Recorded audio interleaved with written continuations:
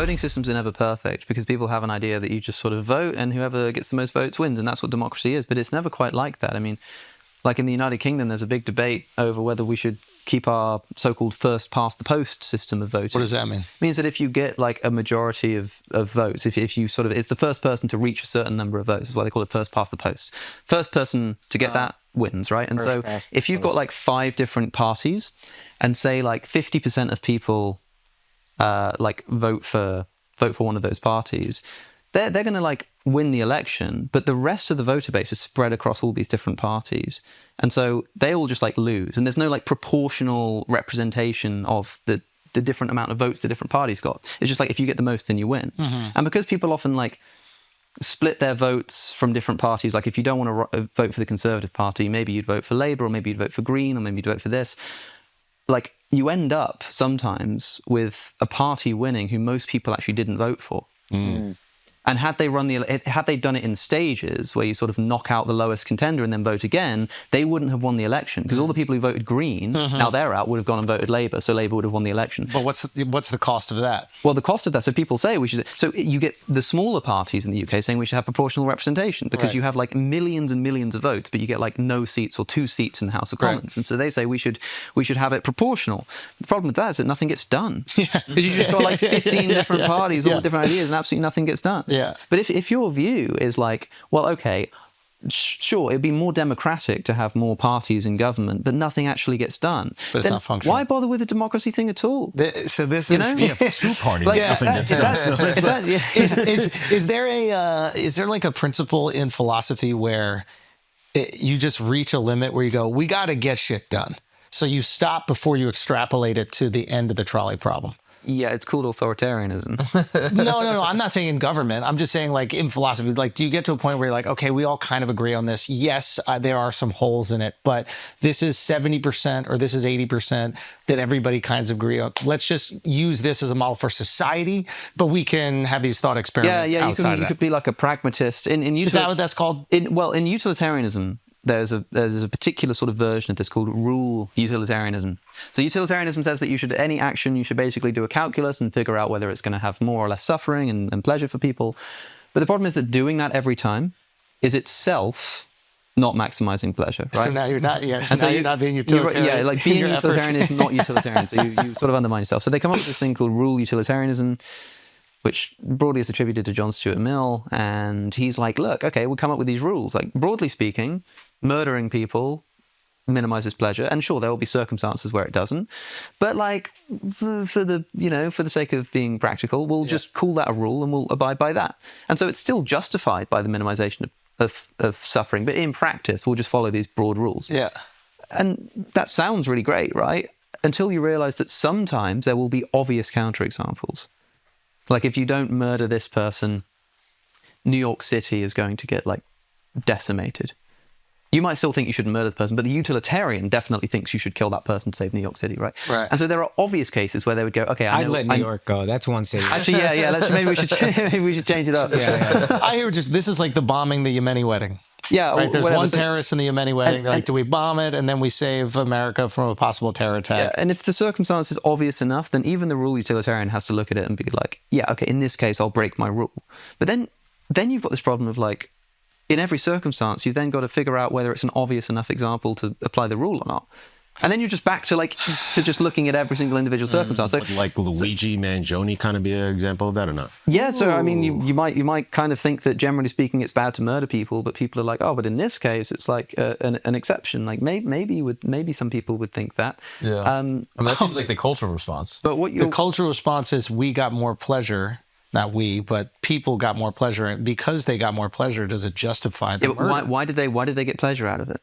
Because they think these healthcare companies are evil and all the people involved are complicit. And I think if you do it enough, maybe they'll But specifically, evil why? Like, what is it that they're doing? They're undermining pleasure for the most people. Exactly. So it's kind of there's this sort of underlying assumption of a utilitarian principle for these people that like, well, okay, it's bad to kill somebody, but if they're going to cause more people to suffer and die, then this is a utilitarian calculus. This is a justification for war, I imagine.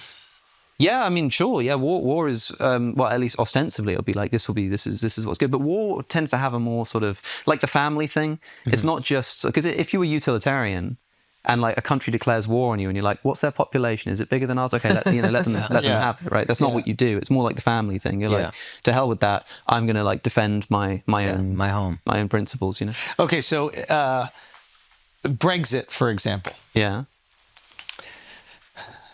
Good. No, this idea that there are people that feel like they're losing their cultural identity, and we don't have to argue whether it's right or wrong, but I'm just saying that idea, if we're taking a utilitarian principle and we're just plastering on top of that, do they feel less pleasure as culture becomes more diverse, and then their specific culture becomes, in their perception, diluted? For sure, yeah. I mean, that seems to be the motivation behind Brexit. It was essentially an immigration vote, in my view. That's a lot of people seem to feel like, yeah, okay, but a lot of people were talking about the economy, and sort of they're getting up on their talk shows, and they're like, well, you know, like Brexit and the GDP and 4.2. It's like no one cares. Yeah. Some people care, but you know what I mean. That's not what it was about. Yes. And yeah, like. But the thing is, I mean, I've been talking about utilitarianism. Like, I'm not a utilitarian. Most people aren't utilitarians. They think they are until they come across an example like where they've got to tie their own child to a trap or something, and they're like, to hell with that. And it's like, okay, well, then you're not actually a utilitarian like you thought you were. Yeah. Instead, you're something else. And in my view, people are just emoting. I'm what's called an emotivist about ethics. I think that all ethical statements are just expressions of emotion. That's all I think is going on. Yes. And so, in this instance, like, if you were a utilitarian, you could say, well, it's complicated because more people get pleasure if they can immigrate into a country, but then the amount of suffering that comes with like losing a sense of identity, that might balance it out.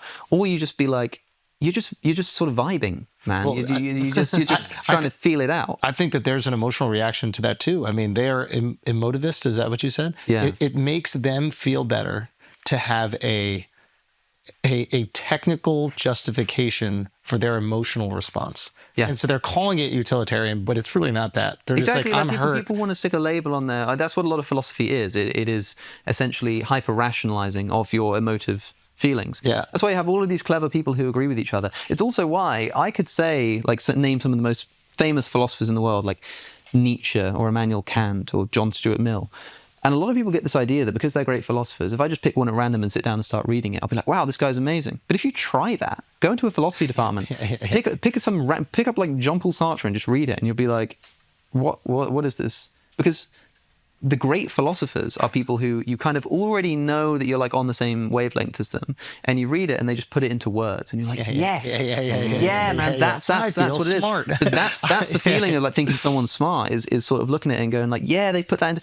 But because they've just rationalized what you're already thinking. Education, I think that the Greek word that comes from, I can't remember what the word actually is, like, you know, edukratos or something like this, means to draw out. Education is not like the so-called bucket theory of the mind, which is like, you're just a bucket and a teacher comes and just chucks stuff in there. It's a more like two-way relationship, and to educate someone is to draw out of them because there's something already inside them that you are like pulling out. Education has to be something which, I don't mean like as a moral thing. This is how we should be educating our kids. I mean, this is literally what happens in many people's view. It's like a two-way relationship. You have to, the person who's learning has to sort of take a guess at the world and then like test ideas against the guess that they're making, and then the teacher sort of helps them with that. So it's a drawing out, you know? That's what philosophers do. So you're reading a text, and it's not just like you're getting information.